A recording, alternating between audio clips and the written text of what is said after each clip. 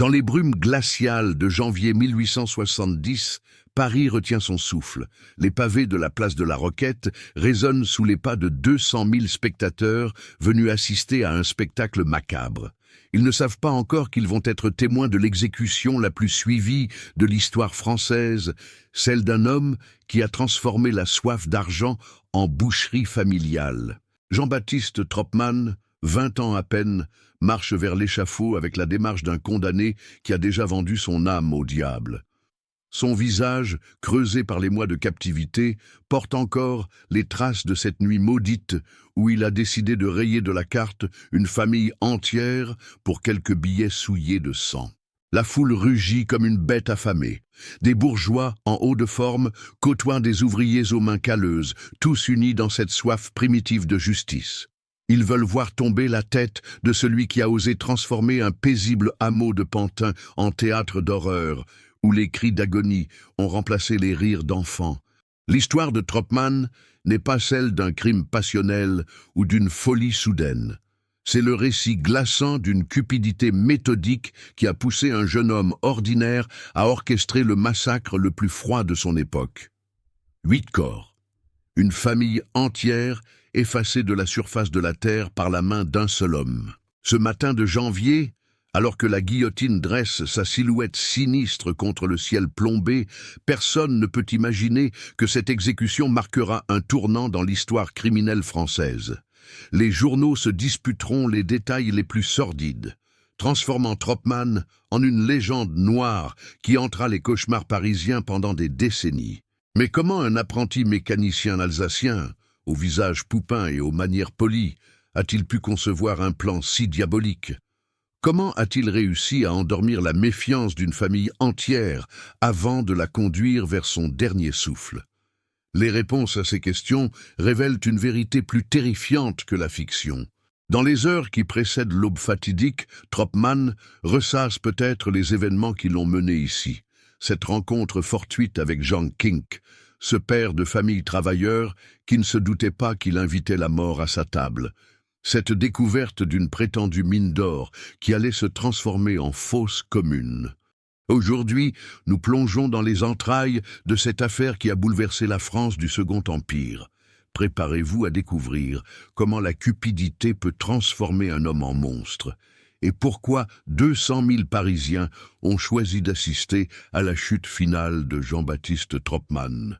L'affaire Tropman demeure l'une des pages les plus sombres de la chronique criminelle française. En cette fin du Second Empire, alors que Paris se transforme sous les grands travaux d'Haussmann, les bas-fonds de la capitale cachent des secrets plus noirs que ces nouvelles avenues ne sont larges. Cette histoire nous transporte dans les méandres d'une époque où la révolution industrielle fait naître de nouveaux rêves de fortune, mais aussi de nouvelles formes de cauchemars. Jean-Baptiste Tropman incarne parfaitement cette génération d'hommes déracinés, prêts à tout pour échapper à leurs conditions modestes, même si cela signifie franchir les frontières de l'humanité. Le massacre de la famille Kink révèle les ressorts les plus profonds de l'âme humaine quand elle bascule dans l'abîme. À travers le parcours de ce jeune homme devenu monstre, nous découvrirons comment l'appât du gain peut corrompre jusqu'aux fibres les plus intimes de la conscience. Avant de plonger dans cette chronique sanglante, n'hésitez pas à vous abonner à cette chaîne pour ne manquer aucune de ces histoires qui ont marqué l'histoire criminelle. Activez la cloche de notification et dites-moi dans les commentaires de quel pays et de quelle ville vous nous regardez. Vos témoignages enrichissent chaque épisode et créent cette communauté passionnée par les mystères du passé. Cette enquête vous mènera au cœur des ténèbres humaines, là où la civilisation révèle ses failles les plus béantes. L'automne 1868 peint Roubaix de ses couleurs mourantes quand Jean-Baptiste Tropman croise pour la première fois le regard de Jean Kink. Cette rencontre, qui semble fortuite dans les rues industrieuses de la cité textile, porte déjà en elle les germes d'une tragédie annoncée. Tropman, apprenti mécanicien de 19 ans, dégage cette aura trompeuse des jeunes gens ambitieux qui cachent leur désespoir derrière des sourires calculés. Jean Kink, 43 ans, représente tout ce que Tropman envie secrètement. Cet Alsacien établi à Roubaix a construit sa modeste fortune dans le commerce, élevant sa famille nombreuse avec la rigueur d'un patriarche bienveillant. Sa femme Hortense et leurs 6 enfants incarnent cette respectabilité bourgeoise que le jeune apprenti observe avec un mélange d'admiration et de jalousie corrosive. Les premiers échanges entre les deux hommes révèlent déjà la personnalité manipulatrice de Tropman. Il se présente comme un entrepreneur visionnaire, évoquant des projets grandioses en Alsace, sa région natale qu'il prétend connaître mieux que quiconque. Ses récits, tissés de demi-vérités et d'affabulations habiles, captivent un Kink naturellement confiant envers ses compatriotes. Tropman comprend rapidement que la clé du cœur de Kink réside dans l'évocation de leur Alsace commune. Il brode autour de souvenirs d'enfance fictifs, invente des connaissances mutuelles, crée cette intimité artificielle qui permettra bientôt tous les abus de confiance. Chaque conversation approfondit un piège qui se referme inexorablement sur la famille Kink. Au fil des semaines, Tropman devient un habitué du foyer Kink. Il charme Hortense par ses manières polies, amuse les enfants par ses histoires fantaisistes, gagne la confiance du père par ses projets alléchants. Cette insertion progressive dans l'intimité familiale révèle une préméditation glaçante. Tropman étudie ses futures victimes avec la minutie d'un prédateur. L'idée du crime germe probablement durant ses soirées passées rue de l'Épeule, dans la modeste demeure des Kink. Tropman observe cette prospérité relative, compte mentalement les bijoux d'Hortense, évalue la fortune cachée dans le secrétaire paternel. Sa cupidité se nourrit de chaque détail, transformant l'hospitalité reçue en reconnaissance minutieuse du terrain.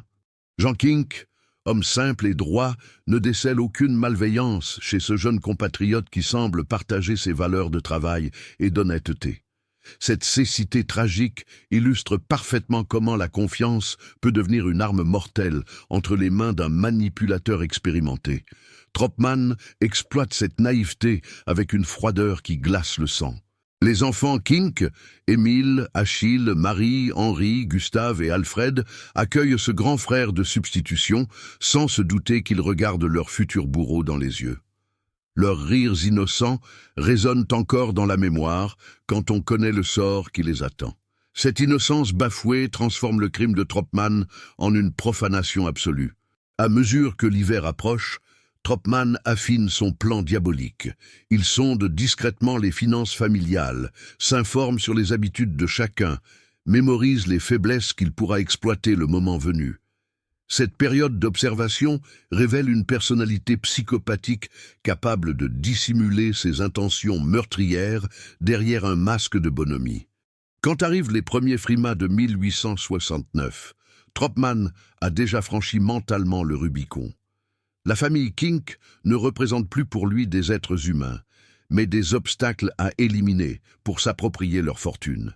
Cette déshumanisation préfigure l'horreur à venir et révèle comment un homme peut basculer dans l'abîme en conservant les apparences de la normalité.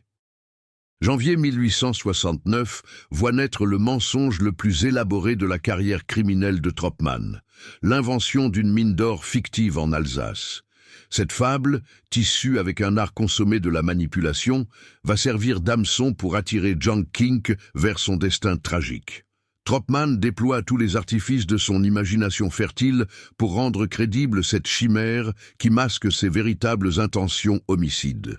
La mine prétendument découverte près de Wattwiller, village alsacien que Tropman connaît effectivement, devient le centre d'un récit fascinant qu'il distille savamment lors de ses visites rue de l'Épeule. Il évoque des filons d'or scintillants, des analyses géologiques prometteuses, des investisseurs allemands prêts à débourser des fortunes pour exploiter ce trésor enfoui. Chaque détail, méticuleusement inventé, renforce la crédibilité de ce mirage doré. Jean Kink, homme pragmatique habitué aux affaires, ne se laisse pas séduire immédiatement. Il pose des questions précises, demande des preuves, exige des garanties. Tropman, anticipant ses réticences naturelles, produit des documents contrefaits avec une habileté remarquable, analyse minéralogique falsifiée, correspondances imaginaires avec des géologues fictifs, cartes détaillées de la concession inventée. Cette mise en scène révèle une intelligence criminelle exceptionnelle. La psychologie de la persuasion déployée par Troppmann atteint des sommets de perversité. Il joue habilement sur l'orgueil alsacien de Kink, évoquant la possibilité de faire fortune sur la terre de leurs ancêtres. Il mélange patriotisme régional et appât du gain, créant un cocktail émotionnel irrésistible pour un homme attaché à ses racines. Cette manipulation révèle une compréhension diabolique des ressorts psychologiques humains. Pour renforcer sa crédibilité, Troppmann multiplie les voyages fictifs en Alsace, rapportant à chaque fois de nouveaux détails sur l'avancement des travaux préparatoires. Il décrit l'installation d'une machinerie moderne, l'embauche d'ouvriers spécialisés, les négociations avec les autorités locales. Ces mensonges, débités avec un aplomb remarquable, finissent par ébranler les dernières réticences de Jean Kink. L'habile criminel comprend que pour convaincre définitivement sa victime, il doit également séduire son entourage familial. Il peint devant Hortense et les enfants des perspectives d'avenir radieuses. Voyage, éducation soignée pour la progéniture, installation dans un château alsacien acheté avec les profits de la mine. Ces rêves dorés, savamment distillés, transforment toute la famille Kink en complices involontaires de leur propre perte. Mars 1869 marque un tournant décisif quand Kink accepte enfin d'investir dans cette aventure minière. Troppmann exige un premier versement de plusieurs milliers de francs pour financer l'achat d'équipements supplémentaires. Cette somme considérable pour l'époque représente une large part des économies familiales, mais la perspective de gains mirobolants aveugle la prudence naturelle du commerçant roubaisien. L'empressement soudain de Troppmann à conclure l'affaire aurait dû alerter Kink. Le jeune homme prétend que les investisseurs allemands s'impatientent, que la concurrence guette cette opportunité unique, qu'il faut agir rapidement sous peine de voir leur échapper la fortune. Cette pression temporelle, technique classique de manipulation, pousse Kink à prendre des décisions précipitées qu'il regrettera amèrement. Quand Jean Kink remet enfin les premiers fonds à Troppmann, il ignore qu'il vient de signer l'arrêt de mort de sa famille. Cette transaction, apparemment banale, marque l'entrée définitive dans l'engrenage infernal qui conduira au massacre de Pantin. Troppmann tient désormais sa proie et peut commencer à planifier la phase suivante de son plan diabolique. L'ironie tragique de cette situation réside dans le fait que John Kink, homme d'affaires expérimenté, se laisse berner par un gamin de 20 ans dont la seule fortune consiste en son imagination criminelle. Cette manipulation révèle comment l'appât du gain peut aveugler les esprits les plus prudents et transformer la confiance en instrument de mort. Avril 1869 sonne le glas des illusions quand Jean Kink découvre l'horrible vérité. La mine d'or n'existe pas. Cette révélation brutale survient lors d'un voyage imprévu en Alsace où le père de famille, inquiet de l'absence de nouvelles de son investissement, décide de constater par lui-même l'avancement des travaux. Ce qu'il découvre à Wattwiller dépasse ses pires appréhensions. Aucune trace d'exploitation minière, aucun géologue mystérieux, aucun investisseur allemand. Le néant total. La colère de Kink, d'abord froide et contenue, se transforme rapidement en rage destructrice quand il mesure l'ampleur de l'escroquerie dont il a été victime. Cet homme probe, habitué à traiter ses affaires dans l'honneur, réalise qu'il a été dupé par quelqu'un qu'il considérait comme un fils adoptif. Cette trahison personnelle décuple la douleur de la perte financière et transforme la déception en soif de justice. De retour à Roubaix, Kink confronte immédiatement Troppmann avec des preuves irréfutables de sa malhonnêteté. L'entrevue, qui se déroule dans le salon familial témoin de tant de soirées complices, tourne rapidement à l'affrontement violent. Troppmann, pris au piège de ses mensonges, tente d'abord de nouvelles justifications avant de révéler sa vraie nature, celle d'un manipulateur froid et calculateur. L'ultimatum de Jean Kink résonne comme un glas dans les oreilles de Troppmann. Rembourser intégralement les sommes détournées sous quinzaine ou subir les foudres de la justice. Cette menace existentielle pousse le jeune escroc dans ses derniers retranchements.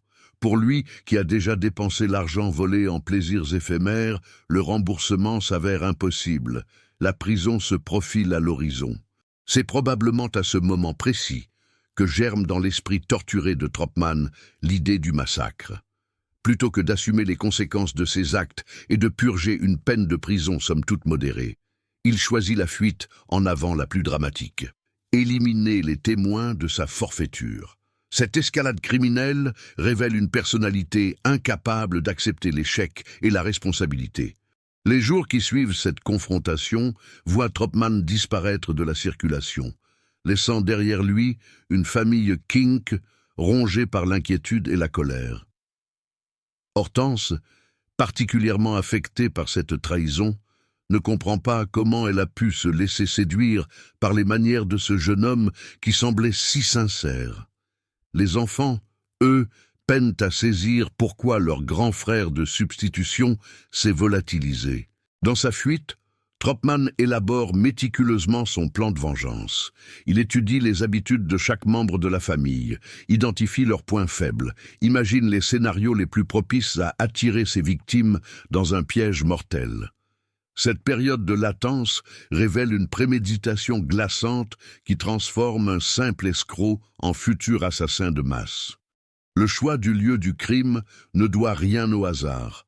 Tropman sélectionne soigneusement la plaine de Pantin, suffisamment proche de Paris pour être facilement accessible, mais assez isolée pour permettre un massacre dans la discrétion absolue.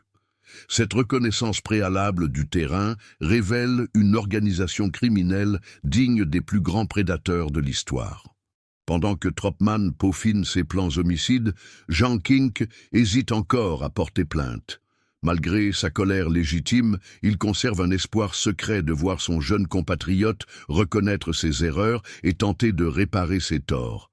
Cette générosité d'âme, admirable en temps normal, se révèle tragiquement fatale dans le contexte de cette affaire où la clémence sera interprétée comme une faiblesse à exploiter.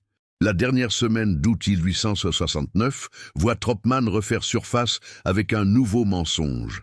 Il prétend avoir trouvé une solution pour rembourser Kink, mais cette solution nécessite une rencontre secrète en région parisienne. Cette ultime manipulation, qui exploite cyniquement l'espoir de récupération, va conduire la famille Kink vers son rendez-vous avec la mort. Le 20 septembre 1869 demeurera à jamais gravé dans les annales criminelles, comme la nuit où l'humanité a montré son visage le plus hideux. Dans la plaine désolée de Pantin, sous un ciel sans étoiles, Jean-Baptiste Tropman s'apprête à transformer ses fantasmes homicides en réalité sanglante. Les Kink, attirés par ces derniers mensonges, marchent innocemment vers leur calvaire, ignorant que leur jeune compatriote a franchi définitivement la frontière qui sépare l'homme de la bête. Jean Kink arrive le premier au rendez-vous fixé, accompagné de son fils aîné Émile, 16 ans. Père et fils espèrent encore récupérer leur argent et tourner définitivement la page de cette mésaventure financière. Tropman les accueille avec ce sourire factice qui a déjà berné tant de victimes, mais ses yeux trahissent désormais une froideur de reptile. La conversation qui s'engage dans cette lande lugubre sera la dernière de leur existence. L'attaque de Tropman surprend par sa brutalité soudaine. Sans sommation, sans explication, il se jette sur Jean Kink avec une sauvagerie qui révèle des mois de haine accumulés. Le père de famille, homme robuste habitué aux travaux physiques, tente de résister, mais la détermination meurtrière de son agresseur compense largement la différence d'âge et d'expérience. Le combat, bref mais acharné, se solde par la mort atroce du patriarche. Émile, témoin horrifié du meurtre de son père, tente désespérément de fuir cette vision d'apocalypse. Ses jambes, de 16 ans, le portent à travers la plaine, mais Tropman, galvanisé par le sang versé, le rattrape inexorablement. L'adolescent implore grâce, invoque leur ancienne complicité, rappelle les soirées heureuses rue de l'Épeule.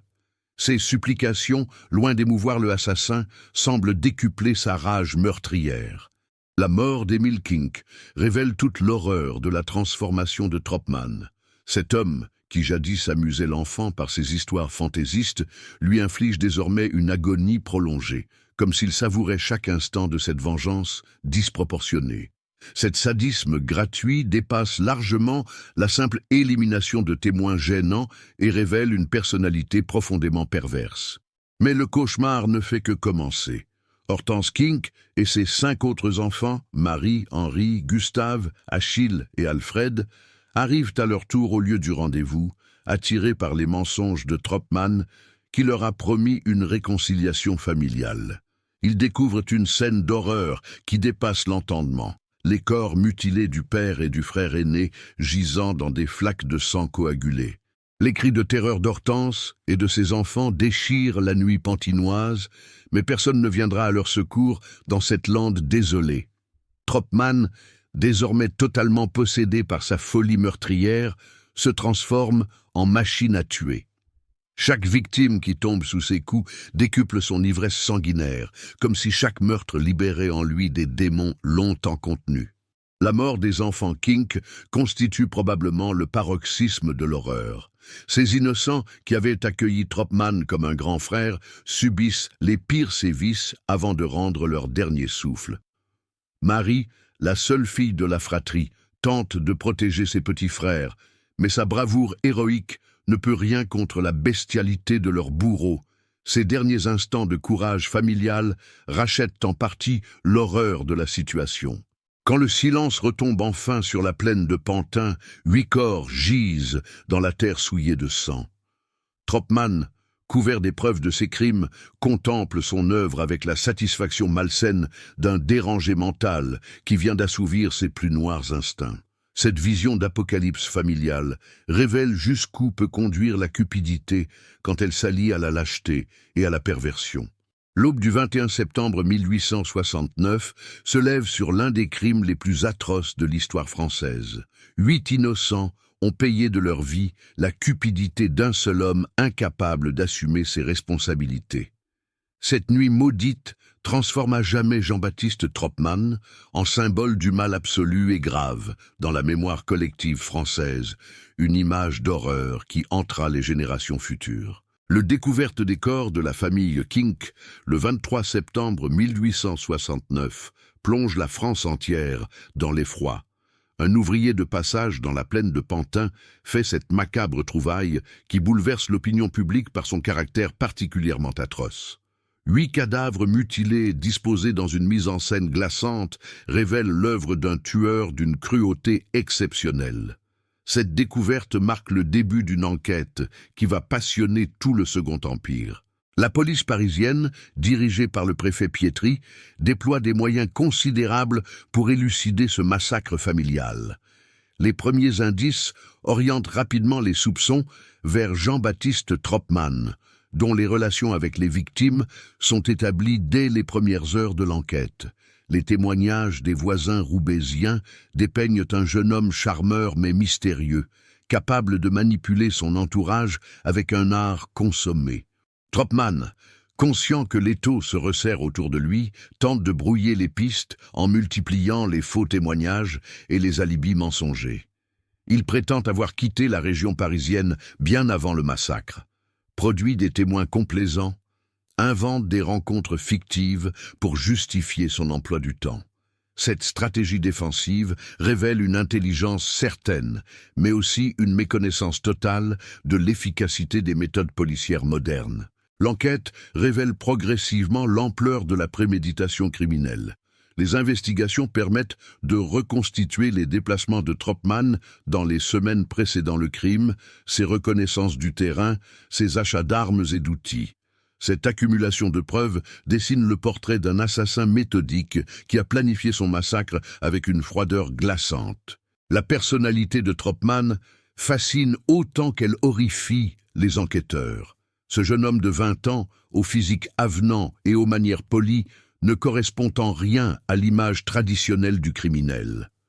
Cette contradiction entre l'apparence angélique et la réalité démoniaque trouble profondément une société qui peine à concevoir qu'un monstre puisse se cacher sous les traits de l'innocence. L'arrestation de Tropman, le 26 octobre 1869 au Havre, alors qu'il tentait de s'embarquer pour l'Amérique, constitue un moment de soulagement national. Traqué pendant plus d'1 mois, le fugitif a réussi à échapper plusieurs fois au filet policier grâce à ses talents de manipulateur et à la complicité involontaire de citoyens abusés par ses mensonges. Sa capture met fin à une angoisse collective qui paralysait une partie de la France. Les premiers interrogatoires révèlent un Tropman tour à tour arrogant et larmoyant, capable de passer de la négation catégorique aux aveux partiels selon les preuves qui lui sont opposées. Cette instabilité émotionnelle, combinée à son jeune âge, suscite paradoxalement une certaine compassion chez certains observateurs qui y voient les signes d'un déséquilibre mental plutôt que d'une perversité innée. L'instruction judiciaire, menée avec une rigueur exemplaire, reconstitue minutieusement le parcours criminel de l'accusé.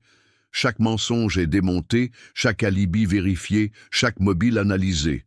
Cette enquête approfondie révèle non seulement les circonstances du massacre, mais aussi la personnalité complexe d'un homme, capable de charmer ses victimes avant de les assassiner de sang-froid.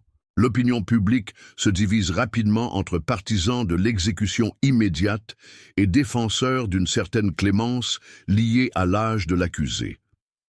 Cette polarisation révèle les tensions de la société française face à un crime qui remet en question ses certitudes morales et juridiques. La jeunesse de Tropman devient paradoxalement un facteur aggravant pour ceux qui y voient la preuve d'une corruption précoce, irrémédiable. Quand s'ouvre le procès de Jean-Baptiste Tropman le 28 décembre 1869, toute la France retient son souffle. Cette confrontation judiciaire va révéler au grand jour les ressorts cachés d'une personnalité criminelle exceptionnelle et déterminer le sort d'un homme qui a défrayé la chronique par ses actes monstrueux. L'histoire s'apprête à rendre son verdict sur l'un des crimes les plus marquants du XIXe siècle.